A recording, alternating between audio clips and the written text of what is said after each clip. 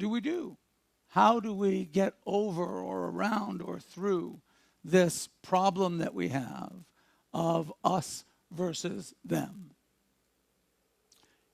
First of all, I think that the United Nations is inadequate to the task.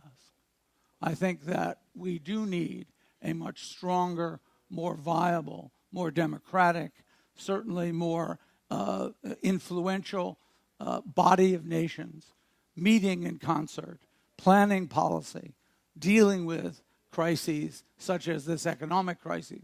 You have not heard, I certainly have not, that the United Nations is playing any role in solving the international monetary crisis that's confronting the world.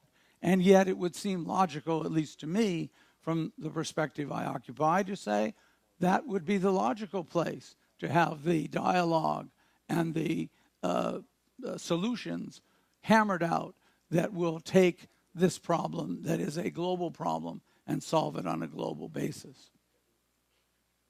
So given that scenario, given that context, we are going to find ourselves in a point in time, not in the too distant future, where unless we radically rethink our institutions, we are going to be constantly behind the curve of growth, change, and the benefits of growth and change. What happens in one country now affects us all, and it doesn't matter who sneezes, we are all subject to getting a cold.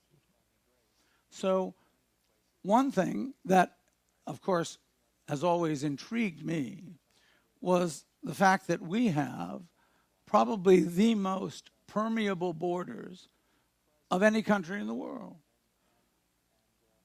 If they can import, and believe me, this is not a statistic I'm intimately familiar with, but if they can import tons of marijuana, tons of cocaine, tons of illicit goods into this country without them being seized, then I suggest that the thought that we can insulate ourselves is not only an illusion, but it is a dangerous illusion.